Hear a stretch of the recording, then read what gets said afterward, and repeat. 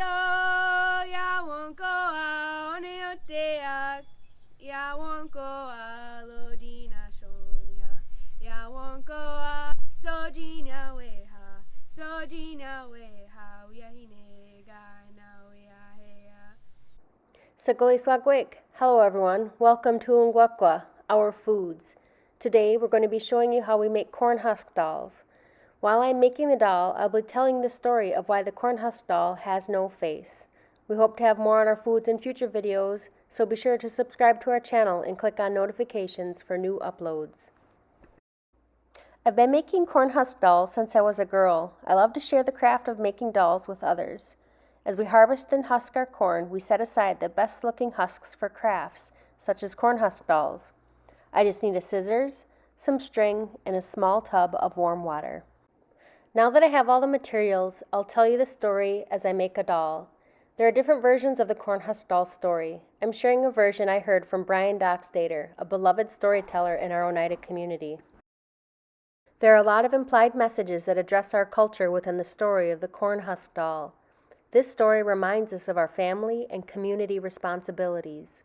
We all need to find ways which we can help our community. No one person is better than anyone else. We each have a role to play to keep our communities strong. There was this woman. She was so beautiful. She had a gift to take care of all children, and they loved her. When the women were planting and the men were all hunting, she would care for the children and feed them. The old people called her to their longhouse, and they told her it was obvious that she had this gift with children. So they told her it was her responsibility to watch over the children during the day. So while the women were in the fields and the men were away in the woods, she was responsible for the children. One day she took the children to the pond to go swimming, and for the first time in her life she actually looked into the water and saw her reflection. She never knew how beautiful she was because she never saw herself. She couldn't believe that she was so beautiful, so she ended up staring at herself all day long. When the parents came back at the end of the day, the kids were hungry and tired, so they went to the old people and they complained about her. The old people said they would talk to her, so they called her to the longhouse and reminded her of her gift and reminded her that it was her responsibility to care for the children. She agreed to fulfill her responsibility. The next morning, the yearning to see her own beauty was so powerful that that's all she could think about. She took all the children to the pond, and again she stared at herself all day long because she couldn't believe how beautiful she was. At the end of the day, a little girl was so tired that she almost fell asleep in the water, and then the parents and other adults came back just in time to save this little girl. They were all so angry because this woman was clearly not fulfilling her responsibilities. So they went to the old people a second time to complain again. The old people said they would talk to her again. They called her to the longhouse and they said this is the third time they told her what her responsibility was to the children, and that the second time they had to warn her to fulfill her responsibility. She again agreed to fulfill her responsibility.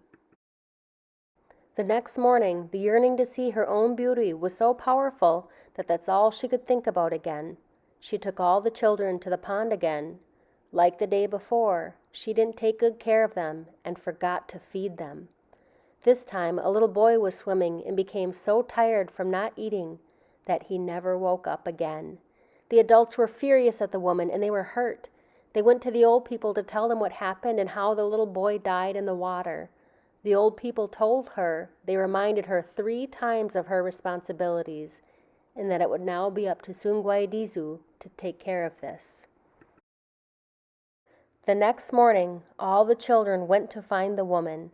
She was nowhere to be found, but they did find a corn husk doll by her longhouse. We are still learning about our foods. People have different ways for caring for our foods. We are sharing the way we learned how. One of the most amazing parts about this journey to get to know our foods better is that it is connecting us to so many people throughout the Haudenosaunee Confederacy and throughout Indian country. If you have any methods you want to share, please feel free to drop them in the comments or send us an email. Yawa, Danito.